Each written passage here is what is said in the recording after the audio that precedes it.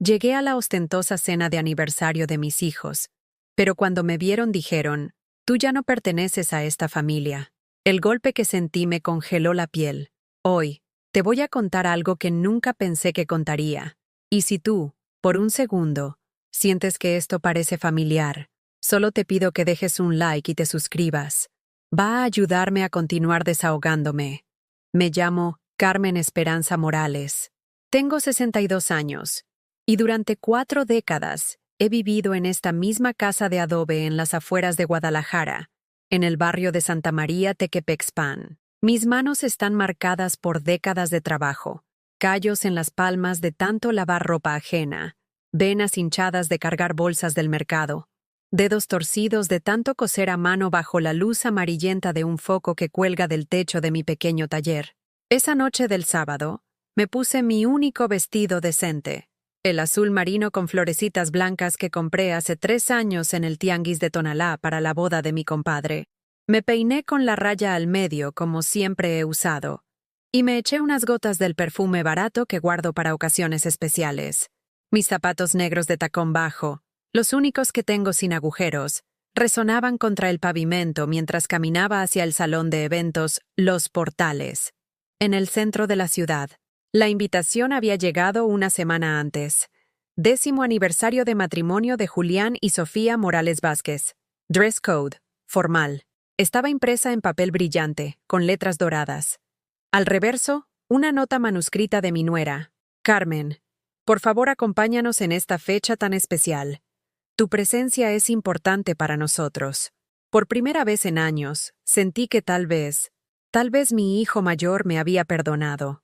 Tal vez después de tanto tiempo de frialdad, de llamadas cortadas, de visitas canceladas, finalmente habíamos llegado a una tregua. Julián había sido mi primogénito, el que nació cuando yo apenas tenía 19 años, y su padre me abandonó al saber del embarazo. El que cargué en brazos mientras vendía dulces en el Parque Agua Azul. El que dormía conmigo en esa cama individual porque no había dinero para más muebles. El salón brillaba como un palacio. Luces blancas colgaban del techo alto.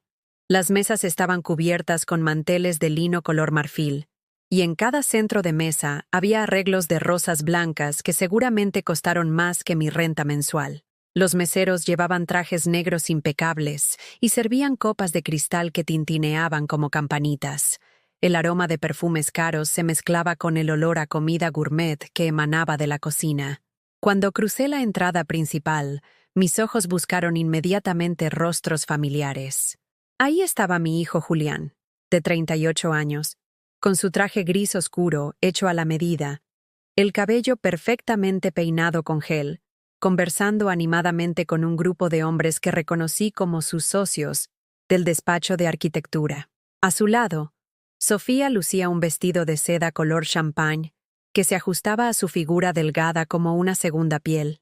Sus aretes de perlas brillaban bajo las luces, y su sonrisa perfecta mostraba los dientes blancos que costaron una fortuna enderezar. Me acerqué caminando despacio, sintiendo de repente que mis zapatos hacían demasiado ruido contra el piso de mármol. Algunas cabezas se voltearon a mirarme, sonrisas educadas pero frías, murmullos que se detuvieron cuando pasé cerca. «Buenas noches, hijo», dije al llegar hasta Julián, extendiendo mis brazos para abrazarlo como siempre había hecho. Pero él no se movió. Sus ojos me recorrieron de arriba a abajo, deteniéndose en mi vestido sencillo, en mis zapatos gastados, en mi peinado anticuado. La expresión de su rostro cambió. Ya no era la sonrisa comercial que mantenía con sus invitados.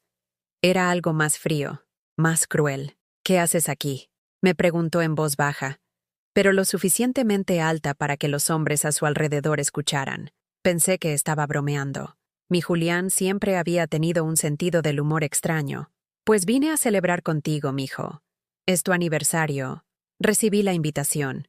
Le mostré el sobre dorado que aún llevaba en mi bolsa de mano. Los ojos de Sofía se clavaron en mí como dagas. Se acercó con movimientos felinos, sosteniendo su copa de champán francés como si fuera una corona. «Carmen», dijo mi nombre como si le supiera amargo en la boca. «Creo que hay una confusión. Esta celebración es para cierto nivel de personas. Tú no No encajas aquí. ¿Entiendes lo que quiero decir?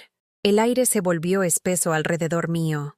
Los sonidos de la fiesta, las risas, la música suave, el tintineo de las copas, se desvanecieron como si alguien hubiera bajado el volumen del mundo. Mi corazón latía tan fuerte que estaba segura de que todos podían escucharlo. No entiendo. Soy su madre. Balbuceé, señalando a Julián con mano temblorosa. Ya no perteneces a esta familia. Me soltó Julián, con una frialdad que jamás había escuchado en su voz, ni siquiera en nuestras peores peleas. Mira a tu alrededor, mamá. Mira este lugar. Mira a estas personas. Esto es lo que hemos construido Sofía y yo. Y tú solo nos recuerdas lo que preferimos olvidar. Mis piernas se volvieron de gelatina. El elegante salón comenzó a dar vueltas a mi alrededor. Traté de buscar algún rostro amable entre los invitados, pero todos habían regresado a sus conversaciones, fingiendo no haber escuchado nada.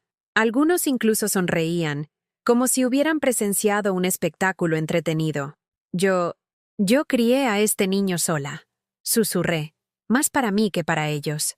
Trabajé 18 horas diarias para que pudiera estudiar, para que tuviera lo que yo nunca tuve.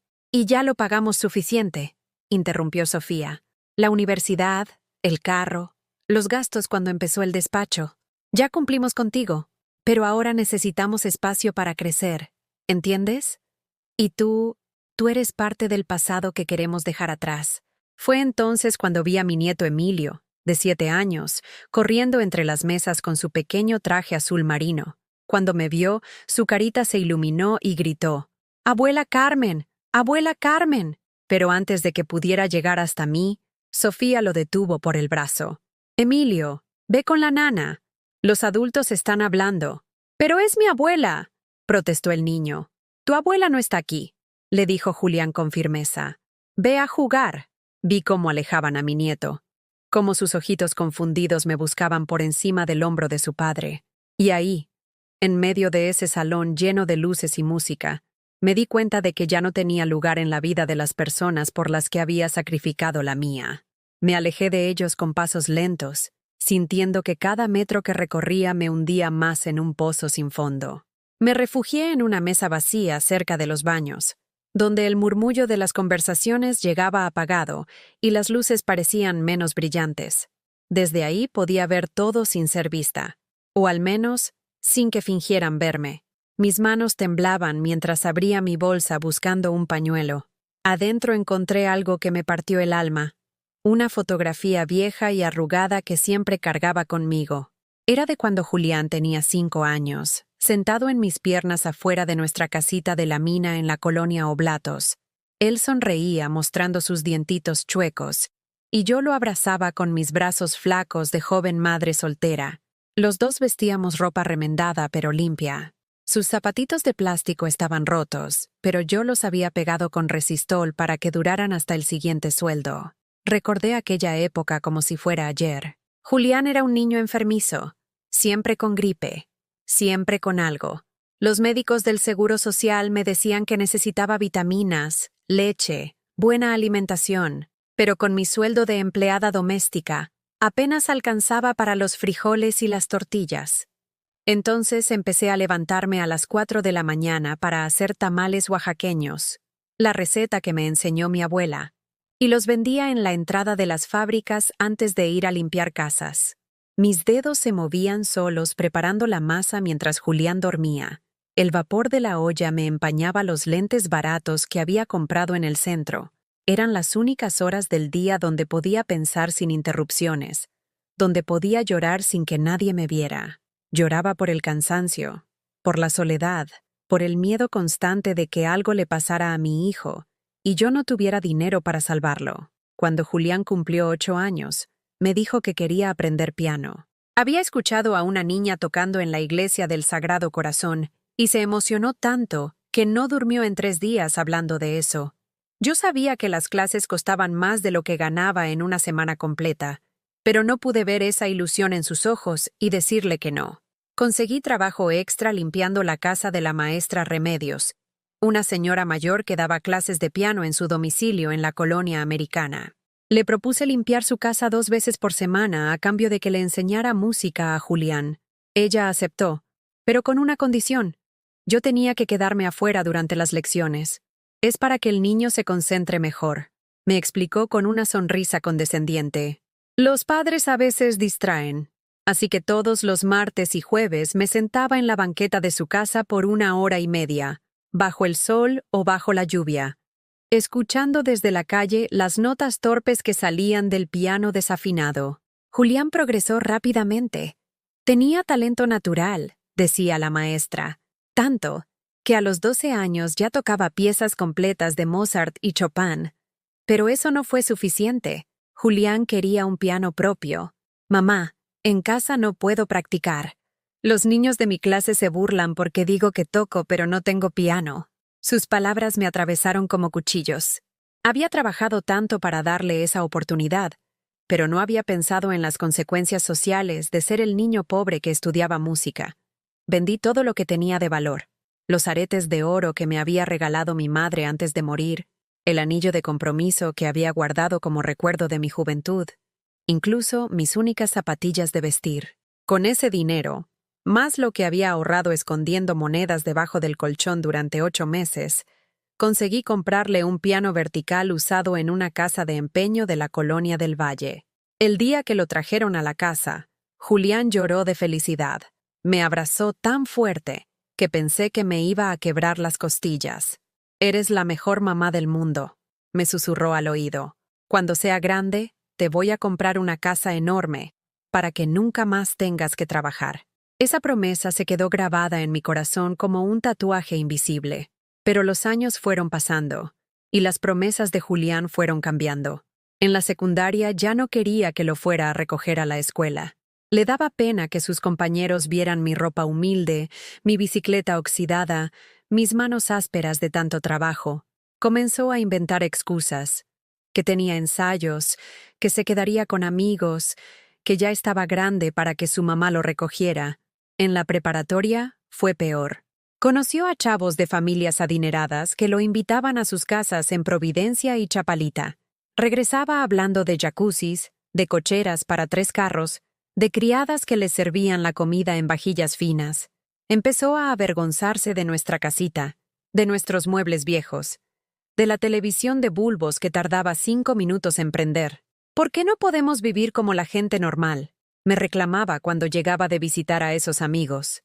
«Porque la gente normal no crió sola a un hijo», le contestaba yo, tratando de no sonar amargada. «Porque la gente normal tuvo ayuda. Nosotros solo nos tenemos el uno al otro, mijo». Pero ya no le gustaba esa respuesta. Ya no le gustaba ser parte de nosotros. Cuando llegó el momento de elegir universidad, Julián tenía claro que quería estudiar arquitectura.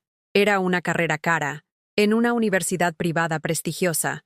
Los colegiaturas costaban más que todo lo que yo ganaba en 6 meses.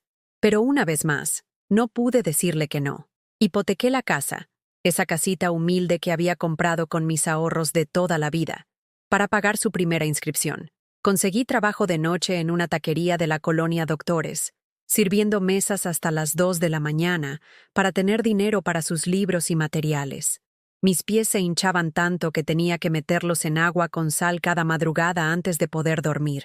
Durante esos 5 años de universidad, Julián casi no iba a la casa. Decía que tenía que quedarse estudiando en la biblioteca, que tenía proyectos con sus compañeros, que la universidad quedaba muy lejos. Cuando venía, era para pedirme dinero, para una computadora nueva, para un viaje de estudios a Europa, para ropa adecuada, porque iba a hacer prácticas profesionales en despachos importantes.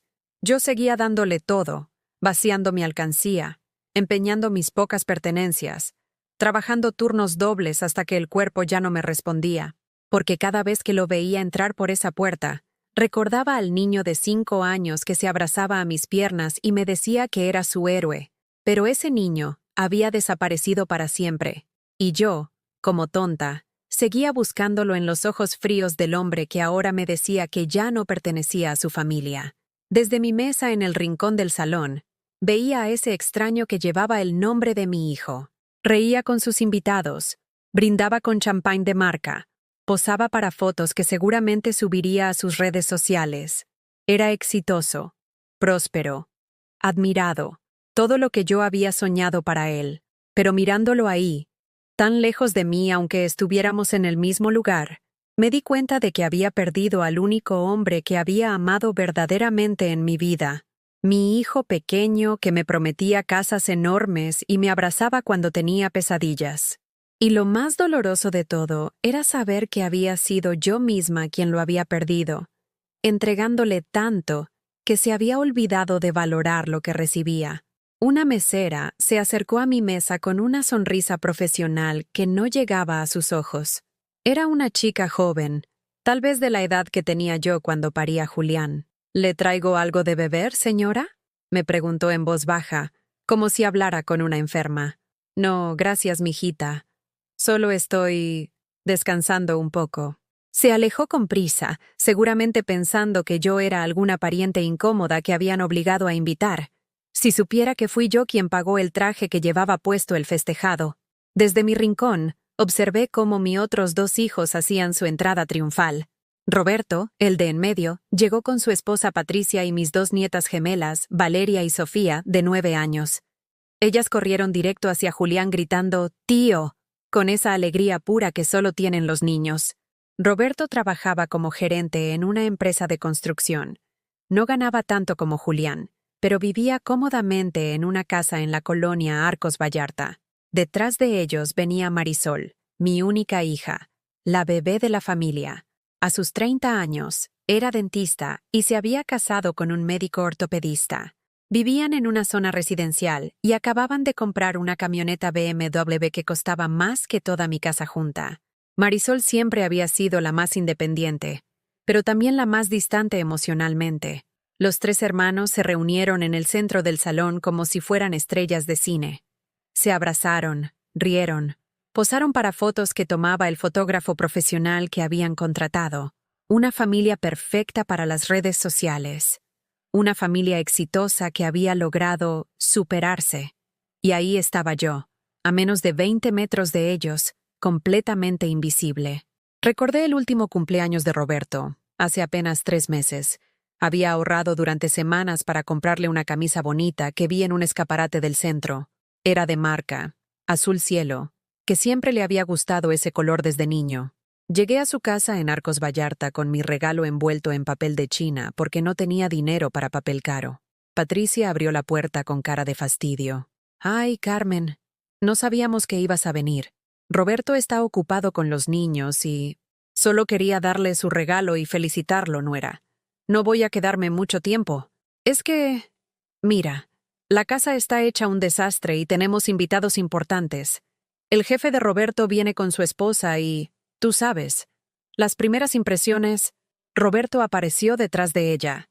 Mi hijo, al que amamanté cuando era bebé, al que cargué cuando se fracturó el pie a los 7 años, al que ayudé con las tareas de matemáticas hasta altas horas de la noche. Mamá, hoy no es buen día. Te hablamos mañana, ¿sí? Pero hijo, es tu cumpleaños. Solo quería darte... Mañana hablamos, insistió, ya cerrando la puerta. Me quedé parada en su jardín perfectamente podado, con el regalo en las manos, viendo cómo las luces de su casa se filtraban por las ventanas. Escuchaba risas, música, el sonido de copas brindando. Mis nietas gritaban de emoción jugando con otros niños. Mañana nunca llegó. Roberto no me habló ese día, ni al siguiente, ni la siguiente semana. Con Marisol era diferente, pero igual de doloroso. Ella no me cerraba la puerta en la cara. Simplemente me trataba como una obligación social que había que soportar con elegancia. Sus visitas eran calculadas. Llegaba exactamente 15 minutos después de la hora acordada, se quedaba exactamente 1 hora, y se iba con excusas sobre compromisos importantes. Hablaba conmigo como hablaría con la señora que limpia su consultorio, con cortesía fría, preguntando sobre mi salud pero sin escuchar realmente las respuestas, contándome sobre sus viajes y sus compras con un tono que dejaba claro que yo jamás podría entender ese mundo. «Mamá, deberías cuidarte más», me dijo la última vez que vino. «Te veo muy descuidada. ¿Por qué no te tintas el pelo? ¿por qué no usas algo de maquillaje? Pues hija, con el dinero que tengo. Ay, mamá. Siempre lo mismo. El dinero. El dinero. Hay cosas básicas que no cuestan tanto. Es cuestión de voluntad. Voluntad. Como si mis manos arrugadas por décadas de detergente fueran por falta de voluntad. Como si mis canas fueran por pereza. Como si mi ropa remendada fuera por dejadez y no por necesidad. La vez que me internaron en el hospital civil por una crisis de presión alta, hace 6 meses, ninguno de mis 3 hijos vino a verme. Les mandé mensaje con la vecina, la señora Conchita, porque no tengo teléfono celular. Julián me envió flores con una tarjeta que decía, que te recuperes pronto, Julián y familia, como si fuera una conocida lejana. Roberto me llamó por teléfono desde su oficina. Mamá, qué bueno que ya estás mejor.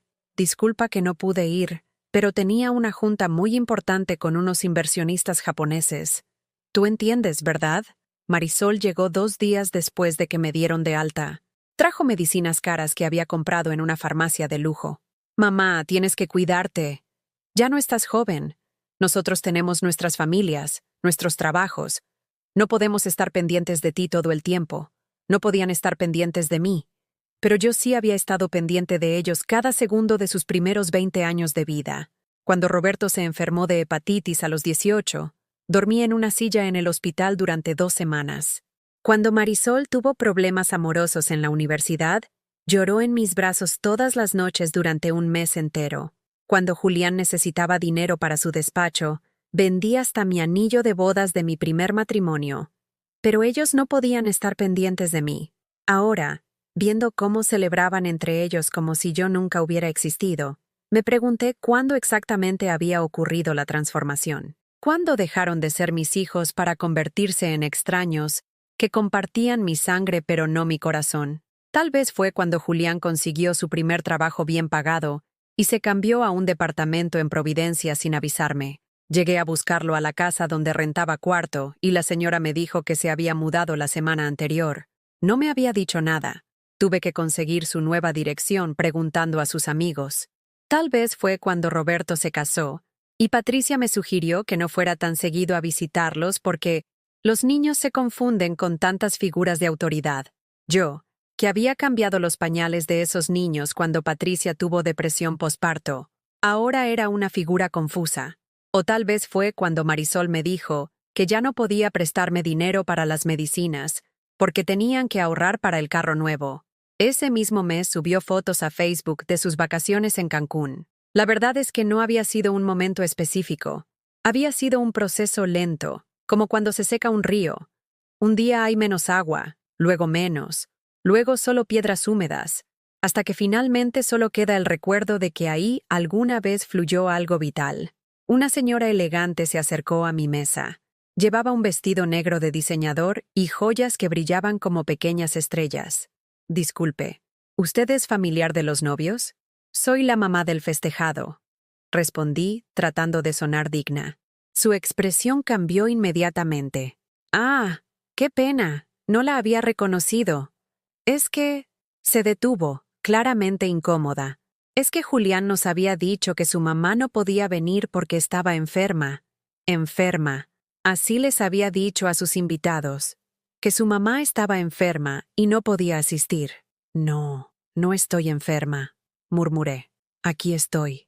La señora sonrió con esa sonrisa incómoda que usa la gente cuando se da cuenta de que ha metido la pata. Bueno, qué bueno que se sintió mejor. Con permiso. Se alejó rápidamente, seguramente para contarles a sus amigas sobre la extraña situación de la madre del arquitecto. Ahí fue cuando entendí completamente la profundidad de mi humillación. No solo me habían dicho que no pertenecía a su familia, habían inventado una excusa para explicar mi ausencia antes de que yo siquiera llegara. Habían planeado celebrar sin mí desde el principio. La invitación había sido solo para cumplir con las apariencias, esperando que yo fuera lo suficientemente inteligente para entender que no debía presentarme. Pero yo, tonta, había venido creyendo que me querían ahí. Me quedé sentada en esa mesa durante lo que me parecieron horas, aunque el reloj del salón marcaba que apenas habían pasado 40 minutos desde mi llegada. 40 minutos que se sintieron como 40 años de humillación concentrada. Observé cómo mis 3 hijos se movían por el salón como peces en el agua, saludando invitados, riéndose de chistes que yo no podía escuchar, posando para más fotos familiares de las que yo, obviamente, no formaba parte. Era como ver una película de la vida que debería haber sido mía, pero en la que yo había sido editada completamente. Cuando los meseros comenzaron a servir la cena, me di cuenta de algo que me atravesó el corazón como una lanza. No había lugar para mí en ninguna mesa. Todas tenían sus tarjetitas con nombres escritos en caligrafía elegante, y el mío no aparecía en ninguna parte. Ni siquiera en la mesa del fondo, cerca de la cocina, donde usualmente ponen a los invitados menos importantes. Una mesera joven se acercó tímidamente. «Disculpe, señora, ¿podría decirme cuál es su mesa? No encuentro su nombre en mi lista». «No tengo mesa, hijita», le respondí, sintiendo cómo las palabras me quemaban la garganta. «Parece que se les olvidó». La chica me miró con una mezcla de confusión y pena que me hizo querer desaparecer del mundo. «¿Quiere que le pregunte al coordinador? Seguramente fue un error». «No, no te preocupes. Yo ya me voy». Pero mis piernas no se movían. Era como si el piso me hubiera tragado las raíces y no pudiera levantarme de esa silla. Parte de mí se aferraba a una esperanza ridícula de que tal vez, uno de mis hijos se diera cuenta de que estaba ahí sola y viniera a rescatarme de esta pesadilla. Fue entonces cuando vi a mis nietas, las gemelas de Roberto, corriendo hacia mi mesa. Valeria y Sofía llegaron como pequeños torbellinos de tul y risas, con sus vestiditos idénticos color rosa pálido y sus trenzas adornadas con listones. «¡Abuela Carmen!», gritó Valeria, la más extrovertida de las dos. «No sabíamos que estabas aquí». Se colgaron de mis brazos como cuando eran más pequeñas y yo las cuidaba los fines de semana mientras Roberto y Patricia salían a sus cenas románticas. Sentí que algo dentro de mi pecho se aliviaba por primera vez en toda la noche.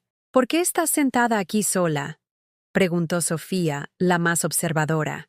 «¿No tienes dónde comer?». Antes de que pudiera responder, apareció Patricia como un huracán, con su vestido azul petróleo y una expresión que podría haber congelado el infierno. «Niñas, ¿qué les he dicho sobre correr en lugares elegantes?». Las regañó sin siquiera mirarme. «Vengan.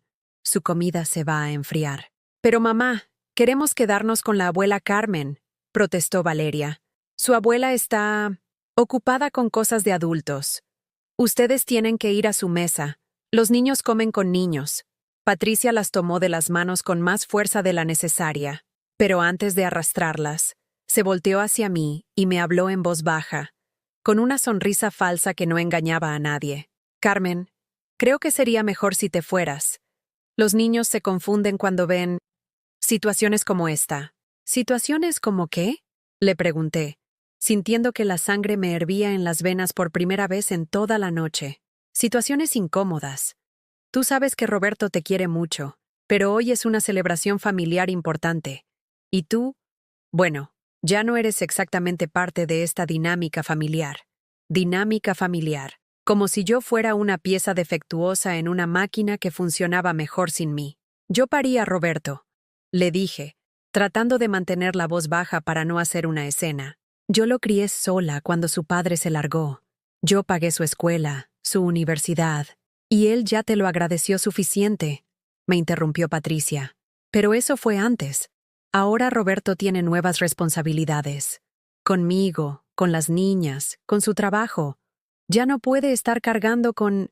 Se detuvo, pero yo sabía cómo terminaba esa frase. «Ya no puede estar cargando conmigo», como si yo fuera una carga.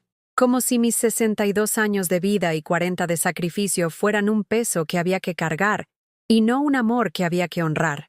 Las niñas me miraban con ojitos confundidos mientras su madre las arrastraba lejos de mí. Valeria me lanzó un besito con la mano antes de desaparecer entre las mesas.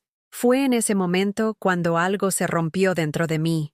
No fue un colapso dramático con gritos y lágrimas.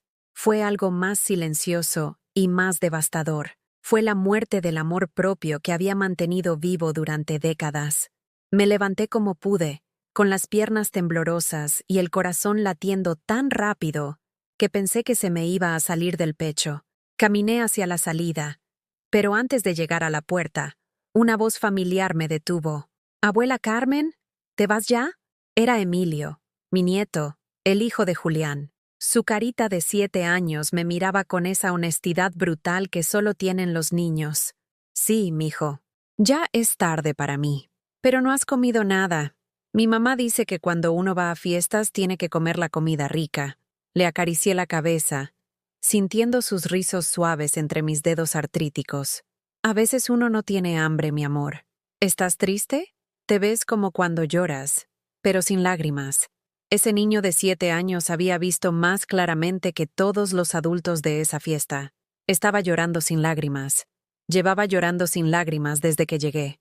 Un poquito triste, sí, le admití. «Pero va a pasar. ¿Vendrás a mi cumpleaños el próximo mes? Voy a cumplir 8 y quiero que me hagas un pastel como los que me hacías antes». Antes, cuando Sofía trabajaba y yo cuidaba a Emilio después del kinder. Cuando él era mi compañerito de tardes, el que me ayudaba a barrer aunque hiciera más desorden, el que se quedaba dormido en mis piernas viendo caricaturas. Claro que sí, mi cielo. Mentí. Sabía que no habría cumpleaños para mí. Sabía que esto era una despedida. Sofía apareció de la nada y se llevó a Emilio con la misma brusquedad que había usado Patricia. «Emilio, ¿qué te he dicho de hablar con extraños?» Extraños. Su propia abuela era ahora una extraña. Salí del salón Los Portales, con la dignidad que me quedaba, que no era mucha. El aire frío de la noche me golpeó la cara como una cachetada. Me senté en una banca del parque que está enfrente, bajo un farol que parpadeaba como si también estuviera a punto de rendirse. Saqué mi celular viejo, uno de esos que solo sirve para llamadas, y marqué el número de mi compadre Esteban, el único amigo que me quedaba de los tiempos cuando creía que la familia era lo más importante del mundo. «Carmen, ¿qué pasó? ¿Cómo estuvo la fiesta?» No pude responder. Las lágrimas que había estado conteniendo toda la noche finalmente salieron, pero no como un llanto normal. Era un sollozo que venía desde lo más profundo de mi alma, desde 40 años de decepciones acumuladas, desde una vida entera de dar amor y recibir indiferencia. «Carmen, ¿estás bien? ¿Dónde estás?» «Esteban», logré decir entre sollozos. «Creo que perdí a mis hijos para siempre». «¿Qué pasó, comadre? Cuéntame». Me dijeron que ya no pertenezco a su familia. En mi cara, Esteban, delante de todos sus amigos ricos. El silencio del otro lado de la línea me dijo todo lo que necesitaba saber. Esteban tampoco sabía qué decir ante tanta crueldad. «¿Quieres que vaya por ti?» «No, compadre. Necesito caminar.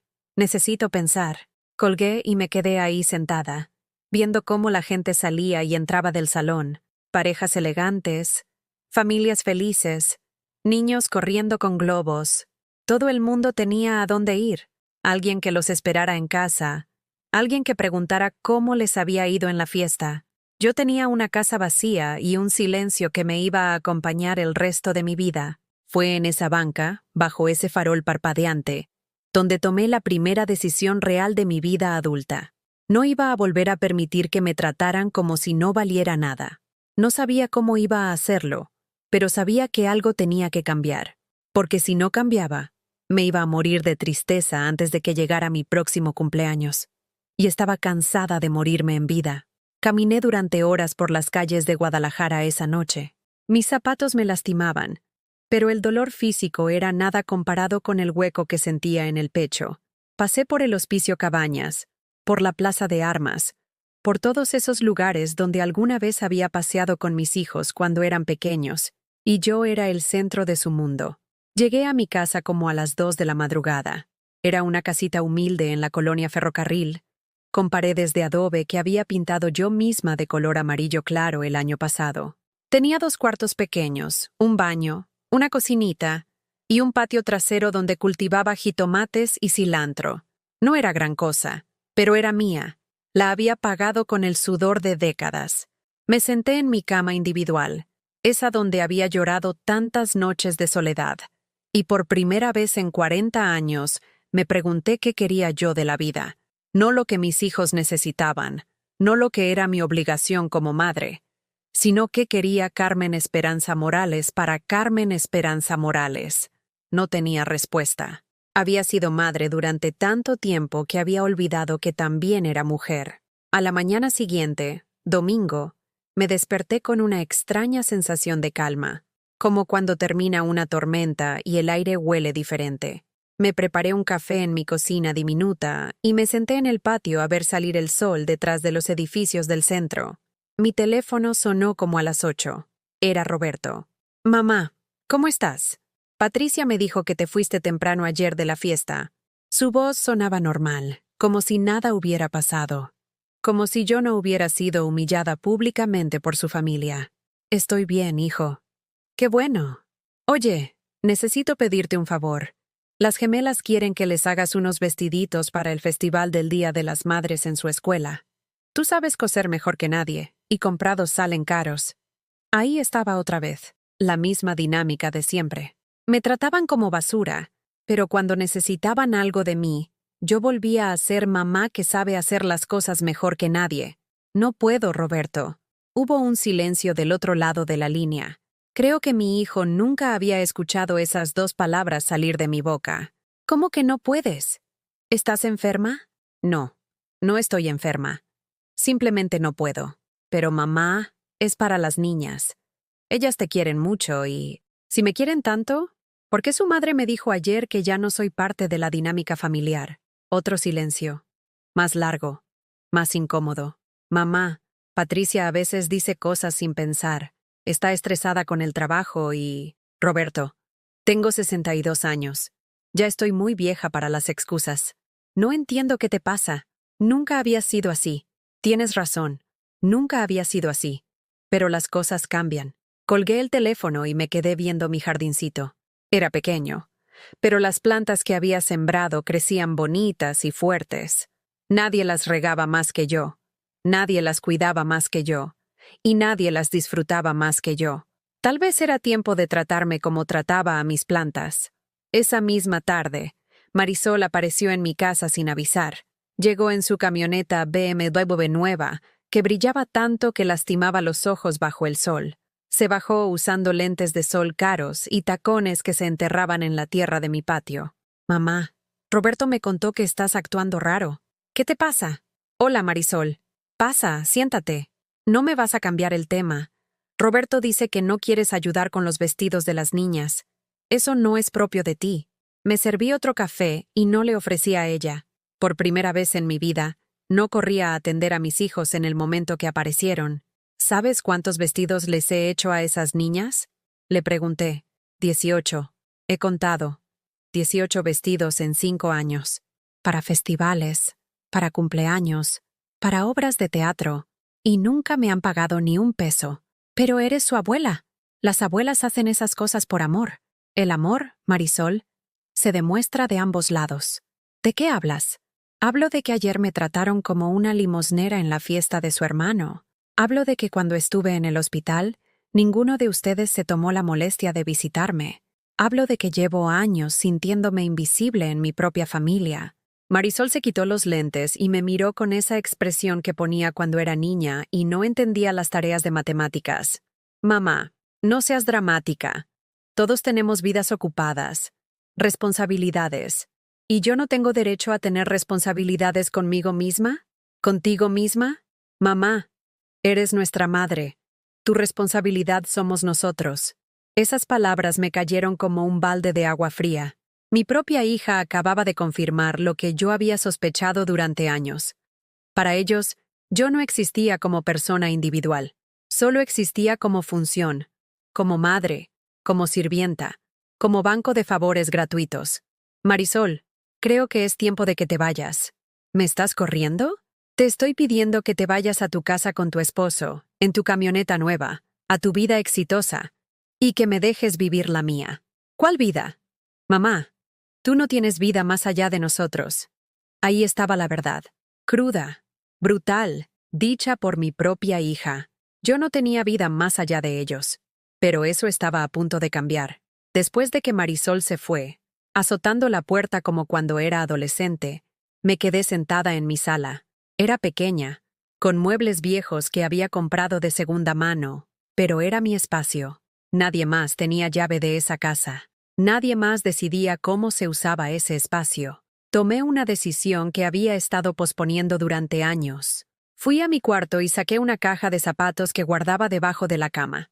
Adentro tenía todos mis ahorros. Billetes de 20 y 50 pesos que había ido guardando durante años, monedas que juntaba en un frasco, todo el dinero que había logrado apartar a pesar de estar siempre dando a mis hijos. Conté todo, 8,400 pesos. No era una fortuna, pero para una mujer de mi edad que vivía con una pensión miserable, era todo lo que tenía. Durante años había soñado con viajar. Nunca había salido de Jalisco. Nunca había visto el mar. Cuando era joven y mis hijos pequeños, me decía, algún día, cuando ellos crezcan, voy a conocer Puerto Vallarta. Luego me decía, cuando se casen, voy a viajar. Después, cuando tengan hijos y ya no me necesiten tanto. Pero siempre había algo. Siempre Julián necesitaba dinero para el despacho, o Roberto para el enganche de la casa, o Marisol para el consultorio. Siempre mis sueños quedaban para después, y el después nunca llegaba. Esa noche, por primera vez en décadas, no cociné. Me preparé un té de manzanilla y unas galletas Marías que tenía en la alacena.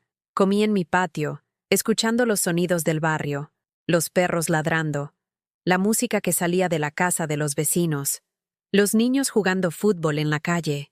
Eran sonidos que había escuchado toda mi vida, pero que nunca había realmente disfrutado, porque siempre estaba ocupada pensando en qué necesitaban mis hijos, en qué tenía que resolver para ellos. Mi teléfono sonó varias veces esa noche. Roberto, Julián, hasta Patricia me habló. No contesté ninguna llamada. Por primera vez en 40 años, Carmen Esperanza Morales tuvo una noche completamente para ella, y se sintió bien. Al día siguiente, lunes, hice algo que jamás pensé que haría. Me subí al camión que va al centro y caminé hasta una agencia de viajes que había visto miles de veces pero donde nunca había entrado. «Buenos días», le dije a la muchacha que me atendió. «Quiero conocer el mar». Ella me sonrió con genuina calidez. «¡Qué bonito! ¿Para cuándo estaba pensando?» «Para el fin de semana que viene».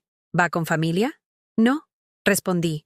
Y por primera vez en mi vida, esa palabra no me dolió. «Voy sola». Reservé 3 días y 2 noches en Puerto Vallarta. Un hotel sencillo pero limpio, cerca de la playa. Me costó 3,000 pesos de mis ahorros. Cuando salí de la agencia con mi boleto en la mano, me senté en una banca de la Plaza de Armas y lloré. Pero esta vez no fueron lágrimas de tristeza. Fueron lágrimas de una mujer que acababa de hacer la primera elección verdaderamente libre de su vida adulta. Una mujer que había decidido que su felicidad también importaba. Una mujer que acababa de conocer el sabor de la libertad y supo que nunca más iba a poder vivir sin ella. El miércoles por la mañana, cuando estaba empacando mis pocas cosas para el viaje a Puerto Vallarta, escuché que tocaron la puerta con insistencia. Golpes fuertes, desesperados.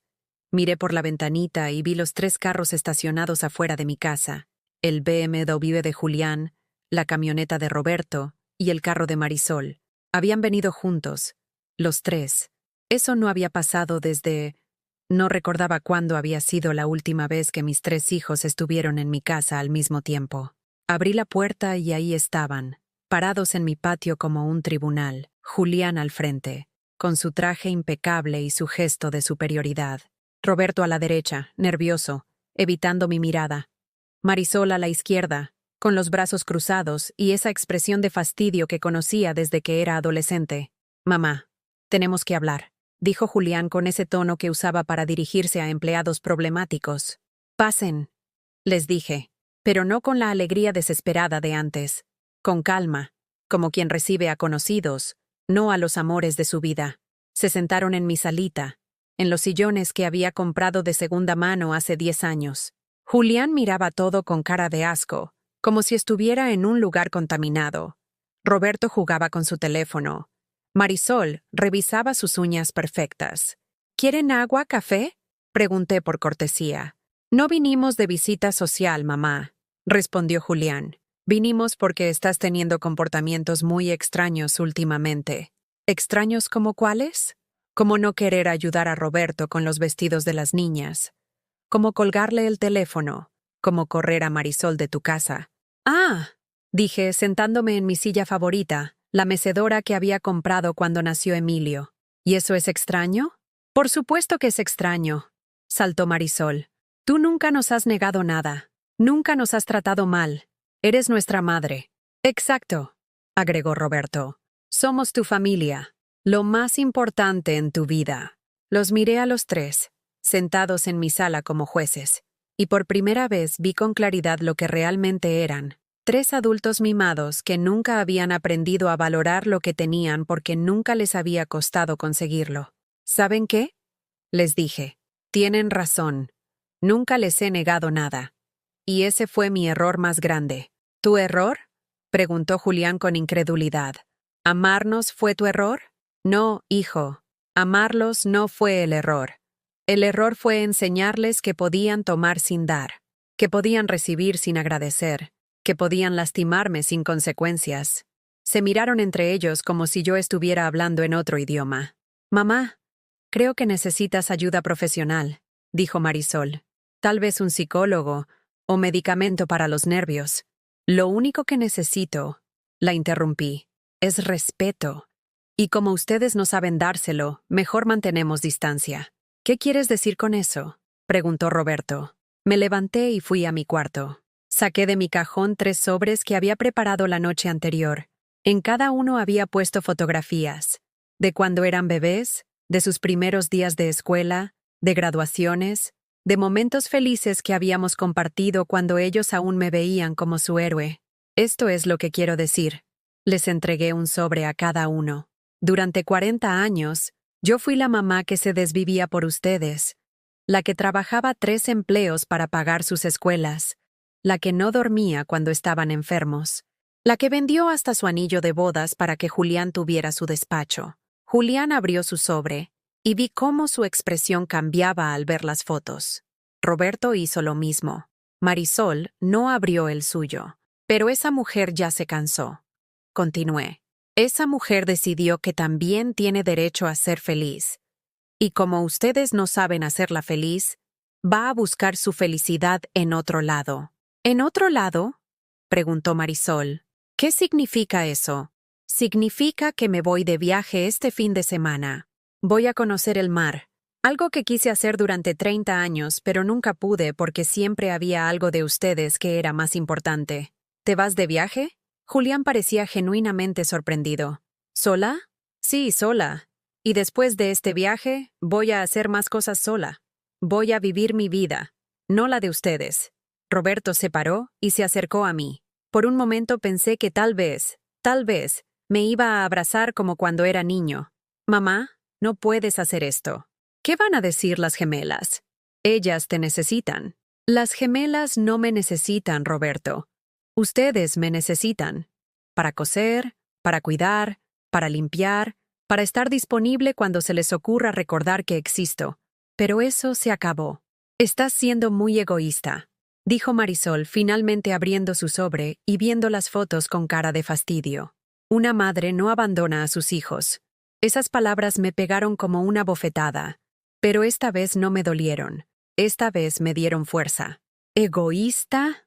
Repetí. ¿40 años de sacrificios es ser egoísta? ¿Saben lo que es egoísta? Egoísta es decirle a tu madre que no pertenece a la familia delante de extraños. Egoísta es inventar que está enferma para no invitarla a celebraciones. Egoísta es llamarla solo cuando necesitas algo. Mamá, lo de la fiesta fue un malentendido, intentó explicar Julián. No fue un malentendido, fue la verdad. ¿Y saben qué? Tienen razón. Ya no pertenezco a su familia. Porque su familia es tóxica, cruel y malagradecida. Me acerqué a la puerta y la abrí. Creo que es hora de que se vayan. ¿Nos estás corriendo? Preguntó Roberto, incrédulo. Les estoy dando el mismo respeto que ustedes me dieron a mí el sábado pasado. Julián se paró con esa autoridad que creía tener sobre mí. Mamá, si nos vamos ahora, las cosas van a cambiar para siempre. Qué bueno, respondí sin pestañear, porque las cosas como están no me sirven. ¿Estás segura de esto? Preguntó Marisol. ¿De verdad vas a cambiar 40 años de ser buena madre por un berrinche? No es un berrinche, hija. Es dignidad. Algo que ustedes me enseñaron a perder y que ahora estoy aprendiendo a recuperar. Se fueron uno por uno, azotando puertas, gritándome cosas desde sus carros. Julián me gritó que era una vieja loca. Roberto que estaba destruyendo a la familia. Marisol que me iba a arrepentir. Pero cuando se fueron y el silencio regresó a mi casa, no me sentí arrepentida. Me sentí libre. Esa noche, por primera vez en décadas, cené tranquila. Me preparé unos huevitos revueltos con jitomate. Me serví un vasito de agua fresca de Jamaica y comí viendo las noticias en mi televisión vieja. Era una cena simple, pero la disfruté más que cualquier banquete. Después me senté en mi patio a ver las estrellas. Hacía años que no hacía eso. Siempre había estado demasiado ocupada preocupándome por los problemas de otros para disfrutar de las cosas simples de la vida. Mi teléfono sonó varias veces. Era Julián, luego Roberto, luego Marisol. No contesté ninguna llamada. Ya había escuchado todo lo que tenían que decirme. También sonó un número que no reconocí. Era Patricia, la esposa de Roberto. Carmen, las niñas están preguntando por ti. Quieren saber por qué no quieres hacerles sus vestidos. Están muy tristes. Diles que su abuela está aprendiendo a quererse a sí misma, le respondí. Y cuando ellas crezcan, espero que también aprendan eso antes que yo. Estás siendo muy cruel con unos niños inocentes. Los niños inocentes no son el problema, Patricia. El problema son los adultos que los usan para manipular. Colgué y apagué el teléfono. Al día siguiente, jueves, terminé de hacer mi maleta. Era pequeña, porque no tenía mucha ropa. Pero cada prenda que empaqué me emocionó. Iba a estrenar mi vestido azul cielo en la playa. Iba a caminar descalza por la arena. Iba a ver el amanecer desde mi ventana de hotel. Iba a ser Carmen. No mamá de, no abuela de, no empleada doméstica de mis propios hijos. Solo Carmen. Y por primera vez en 40 años, Carmen era suficiente. El viernes por la mañana, me subí al autobús que iba a Puerto Vallarta con el corazón latiendo como tambor de fiesta patronal. Llevaba mi maleta pequeña, mi bolsa con los ahorros que me quedaban y una sonrisa que no podía quitarme de la cara aunque tratara. Era la primera vez en mi vida que viajaba sola a algún lado que no fuera el trabajo o el hospital. El camión estaba lleno de turistas extranjeros, parejas jóvenes, familias con niños. Yo era la única mujer mayor que viajaba sin compañía, pero en lugar de sentirme extraña, me sentí especial, como una aventurera descubriendo el mundo. Durante las 5 horas del viaje, me quedé pegada a la ventana viendo pasar los paisajes que nunca había visto. Montañas, pueblitos, campos de caña. El chofer puso música de los Tigres del Norte, y yo canté bajito las canciones que conocía. Una señora que iba con su esposo me sonrió y me ofreció cacahuates japoneses. ¿Va de vacaciones?, me preguntó. Sí, le respondí. Por primera vez en mi vida. Ella me miró con curiosidad, pero no hizo más preguntas. Solo me dijo, «Qué bonito.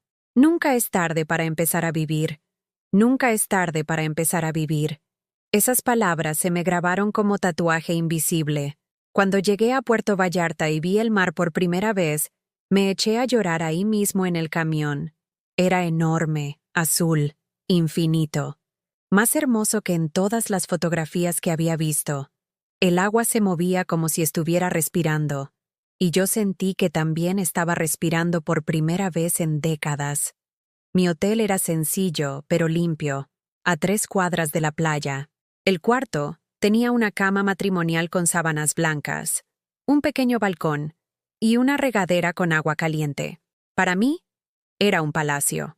Lo primero que hice fue abrir las cortinas y quedarme parada ahí, viendo el pedacito de mar que se alcanzaba a ver entre los edificios. Luego me senté en la cama y me di cuenta de algo increíble. No tenía que hacer nada. No tenía que cocinar para nadie. No tenía que limpiar nada. No tenía que estar pendiente de llamadas de hijos que me necesitaran para algo. Por primera vez en 40 años, el tiempo era completamente mío. Me puse mi vestido azul cielo, el que había guardado para ocasiones especiales que nunca llegaban. y salí a caminar por el malecón. Mis zapatos de tacón bajo hacían un ruido bonito contra las piedras. Había músicos tocando, vendedores de artesanías, niños corriendo, parejas tomándose fotos. Me senté en una banca frente al mar y pedí un agua de coco a un señor que pasaba con su carrito. Era la primera vez en mi vida que compraba algo solo porque me antojaba, sin pensar si era gasto innecesario. ¿De dónde es usted, güerita?, me preguntó el señor mientras me daba mi coco. De Guadalajara. Es mi primer viaje al mar. No puede ser. ¿Primer viaje? ¡Qué emocionante! Mire, déjeme tomarle una foto con el mar de fondo, para que tenga el recuerdo. Me tomó varias fotos con mi celular viejito. En todas salgo sonriendo como niña en Día de Reyes. Cuando las vi después, no me reconocí. Era yo, pero una versión de mí que no había visto jamás. Relajada, feliz, en paz. Esa primera noche cené en un restaurante frente a la playa. Pedí pescado a la veracruzana y un agua de horchata. La mesera, una muchacha joven y amable, me preguntó si esperaba a alguien más. No, solo soy yo, le respondí. ¡Qué valiente! Me da mucha alegría ver señoras que se animan a salir solas. Mi abuela dice que su generación no se atrevía a hacer esas cosas. Valiente. Nadie me había llamado valiente jamás. Después de cenar, caminé por la arena. Me quité los zapatos y sentí la arena fría entre mis dedos. Las olas llegaban hasta mis pies y se regresaban, como saludándome y despidiéndose al mismo tiempo. Había una luna casi llena que se reflejaba en el agua como un camino de plata. Me senté en la arena y por primera vez en décadas, no pensé en nadie más que en mí, en cómo me sentía, en lo que quería hacer al día siguiente, en lo hermoso que era estar viva en ese momento exacto. Al segundo día, me atreví a más cosas. Tomé un tour en lancha para ver delfines. Me subí a una banana inflable que jalaba una lancha, aunque el joven que manejaba se preocupó de que fuera muy fuerte para mí. No se preocupe, joven, le grité. Tengo más fuerzas de las que parezco. Y era cierto. Tenía fuerzas que ni yo sabía que tenía. En la playa conocí a una mujer de mi edad, Esperanza, de Ciudad de México. Ella también viajaba sola. También se había divorciado hacía poco de un matrimonio que le chupó la vida durante 30 años. ¿Sabes qué es lo más bonito de viajar sola?, me dijo mientras compartíamos una cerveza fría viendo el atardecer. Que puedes ser quien realmente eres, no quien otros necesitan que seas. Nos hicimos amigas instantáneas. Cenamos juntas esa noche. Intercambiamos números de teléfono. Nos prometimos que mantendríamos contacto. Por primera vez en años, había hecho una amistad que no giraba alrededor de mis hijos o mis problemas familiares. El último día del viaje, me desperté antes del amanecer. Salí al balcón de mi cuarto y vi cómo el sol se levantaba desde el mar, pintando el cielo de colores que ni sabía que existían: rosa, naranja, dorado, púrpura. Era como si Dios hubiera volcado su caja de crayones en el cielo. Lloré otra vez, pero esta vez de gratitud.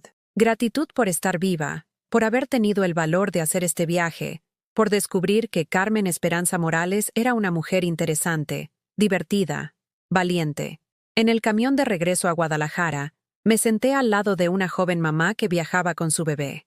El niño lloraba mucho, y ella se veía agotada, estresada. ¿Me permite cargarlo un ratito?, le ofrecí. Crió 3 hijos. Tengo experiencia. Ella me lo entregó con alivio. El bebé se calmó inmediatamente en mis brazos. Yo lo arrullé cantándole las mismas canciones que les cantaba a mis hijos cuando eran pequeños. «Es usted mágica», me dijo la muchacha. «¿Cómo le hace?» «Paciencia y amor», le respondí. «Pero también tienes que quererte a ti misma, mijita. Si tú no estás bien, el bebé lo siente».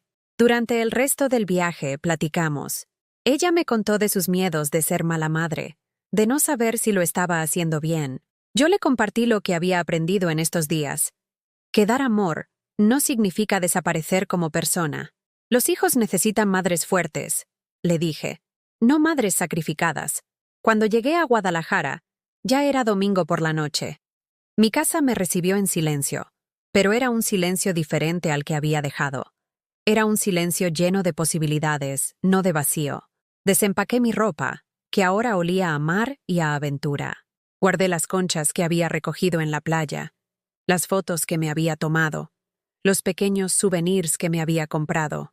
Mi teléfono tenía 18 llamadas perdidas y 32 mensajes de texto, todos de mis hijos.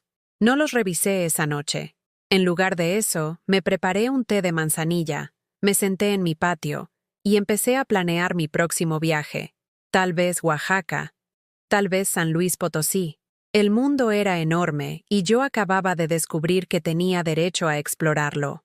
Esa noche dormí profundamente, con sonidos del mar todavía en mis oídos y arena imaginaria entre mis dedos.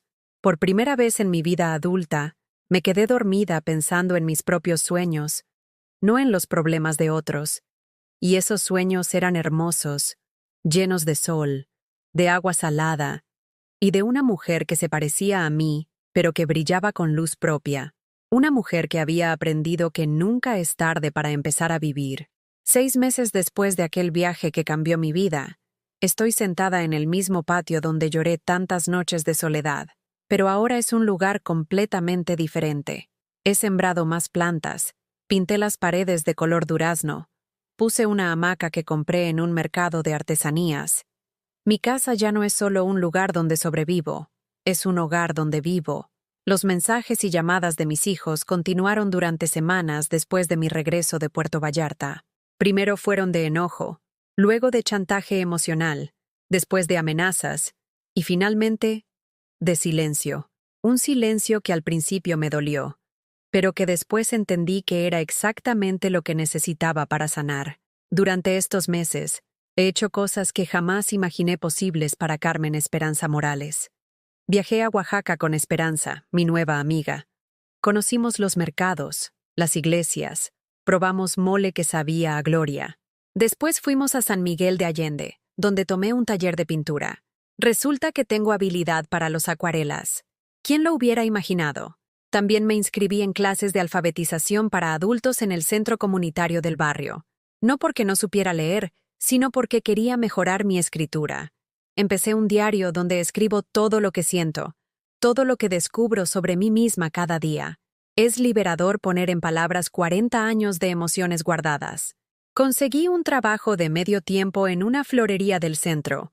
La dueña, doña Remedios, es una mujer de 70 años que admiro profundamente. Me contrató no por lástima, sino porque vio que tengo buena mano con las plantas y paciencia con los clientes. Carmen, me dijo el día que me contrató, he visto mujeres como tú antes. Mujeres que se dieron tanto a otros que se olvidaron de que también eran importantes. Aquí vas a recordar tu valor. Y tenía razón. Cada ramo que armo, cada planta que cuido, cada cliente que atiendo con una sonrisa genuina, me recuerda que soy capaz, que soy útil, que tengo talentos que van más allá de ser madre. Mi rutina ahora es completamente diferente. Me levanto a las 6, no porque alguien me necesite, sino porque me gusta ver amanecer. Desayuno tranquila viendo las noticias. Voy a trabajar caminando, disfrutando el recorrido por las calles que conozco desde niña, pero que ahora veo con ojos nuevos. Los fines de semana son míos. A veces voy al cine sola y no me da pena. A veces cocino comidas elaboradas solo para mí, porque merezco comer rico. A veces simplemente me quedo en pijama todo el día leyendo novelas románticas que compro en el mercado de pulgas. Hace 3 semanas, algo inesperado pasó. Estaba yo regando mis plantas del patio cuando escuché una vocecita familiar. ¿Abuela Carmen? Era Emilio, mi nieto, parado en la puerta de mi casa con su mochila del colegio. Tenía 8 años ya, había crecido, pero sus ojitos seguían siendo los mismos. «Hola, mi cielo», le dije, sin correr a abrazarlo como habría hecho antes, pero con una sonrisa genuina. «Te extrañé mucho», me dijo, y se me partió el corazón, pero no de dolor, sino de amor puro. «Y yo a ti, corazón. ¿Cómo llegaste hasta acá?» Me escapé de la escuela. Le dije a la maestra que me sentía mal del estómago y me dejó ir al baño, pero me salí por la puerta de atrás. Me reí. Ese niño había heredado mi terquedad. «¿Y tus papás saben que estás aquí?» «No. Ellos dicen que ya no puedo venir a verte porque estás rara. Pero yo no creo que estés rara. Creo que estás más bonita. Más bonita. de la boca de un niño de 8 años. ¿Sabes qué, Emilio? Vamos a llamar a tu papá para que sepa dónde estás, y luego te voy a hacer un sándwich y vamos a platicar. ¿Te parece? Asintió con entusiasmo. Llamé a Julián. Su voz al teléfono era fría, profesional. Carmen, ¿qué quieres? Julián. Emilio está aquí conmigo. Se escapó de la escuela. Hubo un silencio largo. ¿Se escapó? ¿Para ir contigo? ¿Sí? ¿Viene en camino por él o quieres que lo lleve yo? Otro silencio. Voy para allá. Mientras esperábamos, Emilio y yo nos sentamos en el patio. Le enseñé mis plantas nuevas. Le conté del mar. Le mostré las fotos de mis viajes. Él me contó de la escuela, de sus amigos, de cómo había aprendido a andar en bicicleta sin rueditas. Abuela, ¿por qué ya no vienes a mi casa? Porque a veces los adultos necesitamos espacio para crecer, mi amor, como las plantas. Si las plantas están muy apretadas, no pueden crecer bonitas. ¿Ya creciste? Sí, mi cielo, ya crecí. Cuando llegó Julián, lo vi diferente. Seguía siendo guapo, exitoso, bien vestido, pero había algo en sus ojos que no había visto antes. Cansancio, tal vez incluso tristeza. Emilio, ve al carro, le dijo a su hijo sin saludarme. Espérate, papi. Quiero despedirme de mi abuela. El niño me abrazó fuerte, como si supiera que no sabía cuándo me volvería a ver. Te amo, abuela Carmen. Y yo a ti, mi cielo. Siempre. Después de que Emilio se fue al carro, Julián se quedó parado en mi patio, mirando alrededor. ¿Te ves? Diferente, me dijo finalmente. Me siento diferente. Emilio habla de ti todo el tiempo. Pregunta cuándo va a volver a verte. Cuando tú quieras que me vea, supongo. Julián bajó la mirada. Por primera vez en años, vi a mi hijo, no al arquitecto exitoso. Tal vez podríamos hablar. Algún día. Cuando estés listo, hijo. Yo ya no voy a perseguir a nadie, pero tampoco voy a cerrar puertas. Se fue sin decir más. Pero algo había cambiado. No sé qué, pero algo había cambiado. La semana pasada, Roberto me habló por teléfono. Su voz sonaba diferente, menos dura. Mamá, las gemelas preguntan por ti. ¿Te gustaría, no sé, almorzar con ellas algún día? Me encantaría, Roberto, pero bajo mis condiciones. ¿Cuáles condiciones? Que me traten con respeto, que no me pidan favores, que sea una visita de cariño, no de conveniencia. Hubo una pausa larga. Entiendo. Déjame hablar con Patricia. No he sabido nada más de él, pero tampoco me desespero. He aprendido que el amor verdadero no se mendiga. Se ofrece desde la libertad. Marisol sigue sin hablarme. Y está bien. Tal vez algún día entienda que una madre que se respeta a sí misma es mejor que una madre que se sacrifica hasta desaparecer. Esta mañana, mientras tomaba mi café en el patio, recibí un mensaje de texto de un número que no conocía. Señora Carmen, soy Valeria, su nieta. Ya tengo 10 años y tengo celular. La extraño mucho. ¿Puedo visitarla? Le respondí. Claro que sí, mi amor. Cuando tú quieras. No sé qué pasará con mis hijos. Tal vez algún día entiendan que lo que hice no fue abandono, fue amor propio. Tal vez algún día se den cuenta de que una mujer que se valora puede dar más amor que una que se anula. O tal vez nunca lo entiendan, y esté bien también, porque he aprendido algo fundamental en estos 6 meses. Mi felicidad no depende de que ellos me amen. Mi felicidad depende de que yo me ame. Y por primera vez en 62 años, Carmen Esperanza Morales se ama profundamente. Anoche, mientras veía las estrellas desde mi hamaca nueva, pensé en todas las mujeres que como yo han dado tanto que se olvidaron de que también merecían recibir. Pensé en todas las madres que creen que amar significa desaparecer. Y quise gritarles, no es cierto. Amar significa brillar con luz propia para iluminar también a otros. Ahora, mientras termino de escribir esto en mi diario, me pregunto, ¿has vivido alguna vez algo parecido? ¿Conoces a alguien que haya tenido que elegir entre amar a otros y amarse a sí mismo? Si es así, compártelo en los comentarios. Y si esta historia te tocó el corazón, déjame un like y suscríbete para que este mensaje llegue a alguien que necesita escuchar que nunca es tarde para empezar a valorarse. Porque todos merecemos ser los protagonistas de nuestra propia historia. Todos merecemos un amanecer.